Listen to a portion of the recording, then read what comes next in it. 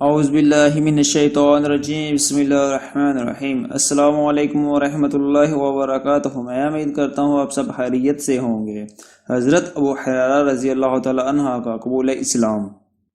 رسول اللہ صلی اللہ علیہ وآلہ وسلم کے جلیل القدر صحابی حضرت ابو حریرہ اسلام کا ایک روشن ستارہ تھے کہ اس دنیا میں شاید ہی کوئی مسلمان ہوگا جو ان کے نام سے واقف نہ ہو۔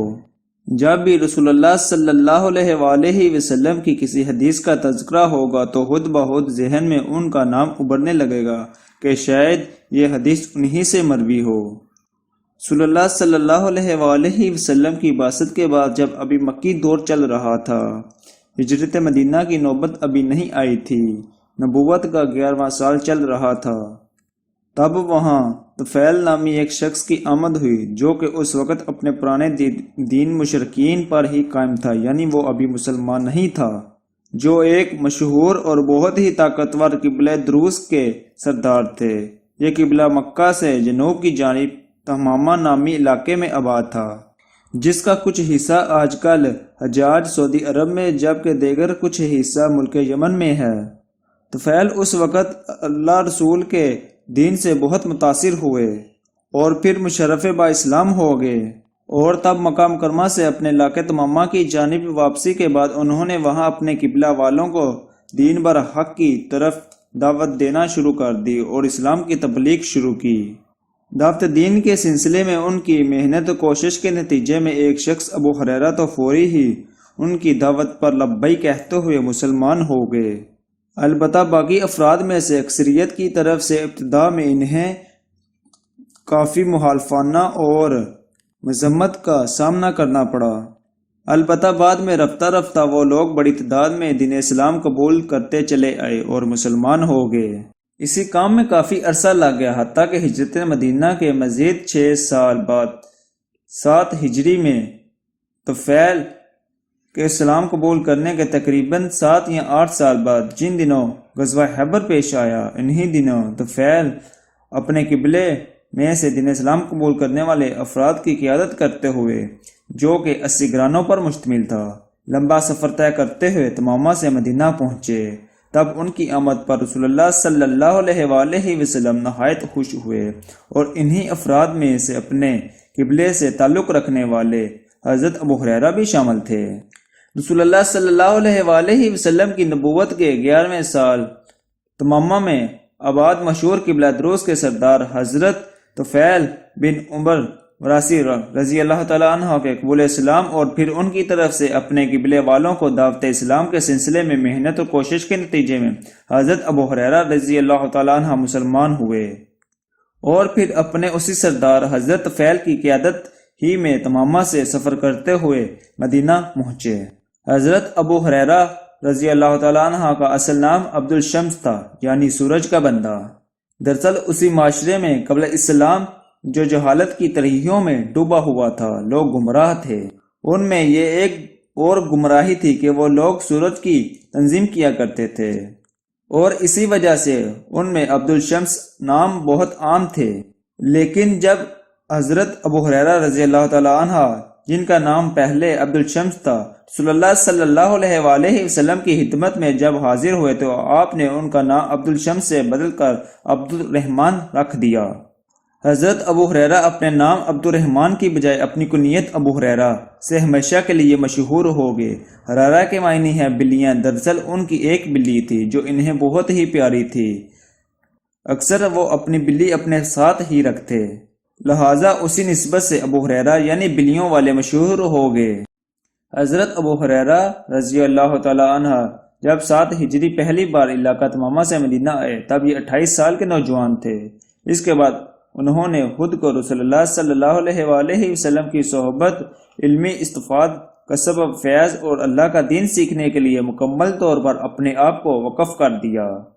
چنانچہ اس وقت تک ان کی شادی بھی نہیں ہوئی تھی، لہٰذا کوئی گھریلو ذمہ داری بھی نہیں تھی، اس لیے مسجد نبوی کو اپنا مستقل ٹھکانہ بنایا۔ مسجد سے بالکل مستقل ہی ایک صفحہ یعنی چبوترا تھا، یہاں غریب اور مسکین قسم کے مسلمان مقیم تھے، جنہوں نے اپنی زندگیاں کسب فیض اور تحصیل علم و دین کی خاطر وقف کر رکھی تھی۔ ان کی رہائش گاہ بھی وہیں تھی، عبادت گاہ بھی وہیں تھی اور درسگاہ بھی وہیں تھی۔ ان کے استاد اور معلم خود رسول اللہ صلی اللہ علیہ وآلہ وسلم تھے۔ حضرت ابو ہریرہ رضی اللہ تعالیٰ عنہ نے بھی مسجد نبوی سے متصل اس صفحہ کو اپنا مسکین بنایا اور شب روز اللہ کی عبادت میں مشغول رہے۔ لہذا اہل و عیال تو تھا نہیں، البتہ ان کی صرف ایک عمر رسیدہ بوڑھی ماں تھی، ان کی بوڑھی ماں جو ابھی تک مسلمان نہیں ہوئی تھی۔ حضرت ابو ہریرہ رضی اللہ تعالیٰ عنہ بہت کوشش کیا کرتے تھے کہ ان کی والدہ بھی مسلمان ہو جائے اور اسلام قبول کر لے، لیکن ان کی والدہ اپنا دین ترک کرنے پر کسی صورت پر آمادہ نہیں تھی، جس پر حضرت ابو ہریرہ بہت دکھی اور پریشان رہا کرتے تھے اور ہمیشہ بڑے ہی محبت اور احترام کے ساتھ انہیں دین اسلام قبول کرنے کی دعوت دیا کرتے تھے۔ انہی دنوں ایک روز جب حضرت ابو ہریرہ نے حسب معمول اپنی والدہ کو دین اسلام قبول کرنے کی دعوت دی تو یہ دعوت حق قبول کرنے کی بجائے وہ کافی ناراض ہو گئی۔ مزید یہ کہ اسی موقع پر انہوں نے کافی نامناسب بات کہہ دی، جس سے حضرت ابو ہریرہ کو بہت ہی صدمہ ہوا۔ فوری وہاں سے روانہ ہوئے اور زورقطع روتے ہوئے رسول اللہ صلی اللہ علیہ وآلہ وسلم کی خدمت میں پہنچے۔ رسول اللہ صلی اللہ علیہ وآلہ وسلم نے جب ان کی یہ کیفیت دیکھی تو دریافت فرمایا، اے ابو ہریرہ آپ کیوں رو رہے ہو؟ تب جواب دیا انہوں نے آپ کے سامنے تمام ماجرا بیان کیا اور پھر بہت غمگین آواز کے ساتھ عرض کیا، اے اللہ کے رسول آپ میری والدہ کے لیے دعا کیجئے کہ اللہ تعالیٰ ان کے دل میں دین اسلام کی محبت پیدا کر دے اور وہ مسلمان ہو جائیں۔ تب آپ صلی اللہ علیہ وآلہ وسلم نے ان کی والدہ کے لیے ہدایت کی دعا کی اور وہ مسلمان ہوگی۔ اس کے بعد حضرت ابو ہریرہ گھر واپس پہنچ گئے۔ وہاں پہنچ کر یہ دیکھا گھر کا دروازہ بند تھا اور کافی پانی بہنے کی آواز آ رہی تھی، جیسا کوئی نہاتا ہو، یعنی کوئی پانی کی آواز آ رہی ہے، کوئی نہا رہا ہے یا کوئی وضو کر رہا ہے یا کوئی غسل کر رہا ہے۔ اور جب یہ اندر داخل ہونے لگے تو اندر سے والدہ کی آواز آئی جو کہہ رہی تھی، ابو ہریرہ اسی جگہ رک جا، ابھی اندر نہ آنا۔ تب یہ وہیں رک گئے۔ پھر کچھ دیر بعد آواز آئی، ابو ہریرہ اب اندر چلے آؤ۔ تب یہ اندر چلے گئے۔ جو ہی اندر داخل ہوئے تو دیکھا کہ والدہ نے نہا دھو کر صاف کپڑے پہنے ہوئے ہیں اور انہیں دیکھتے ہی انہوں نے بلند آواز یہ الفاظ کہے، اشہد ان لا الہ الا اللہ محمد رسول اللہ۔ والدہ کی زبانی یہ الفاظ سنتے ہی حضرت ابو ہریرہ کا کوئی ٹھکانہ نہ رہا اور خوشی سے جم اٹھے۔ بے اختیار آنکھوں سے آنسو بہنے لگے۔ اب دوبارہ فوری اسی وقت پلٹے اور رسول اللہ صلی اللہ علیہ وآلہ وسلم کو اس چیز کی اطلاع دینے کی گھر سے روانہ ہو گئے۔ حضرت ابو ہریرہ ابھی کچھ ہی دیر پہلے اسی راستے سے چلتے آئے، رسول اللہ صلی اللہ علیہ وآلہ وسلم کی خدمت میں پہنچے، تب بھی ان کی آنکھوں سے آنسو بہہ رہے تھے اور اب دوبارہ اسی راستے پر رواں دواں تھے اور اب بھی آنکھوں سے آنسو بہہ رہے تھے، البتہ پہلی بار وہ غم کے آنسو تھے اور اب یہ خوشی کے آنسو ہیں۔ اور پھر اسی کیفیت میں رسول اللہ صلی اللہ علیہ وآلہ وسلم کی خدمت اقدس میں پہنچے۔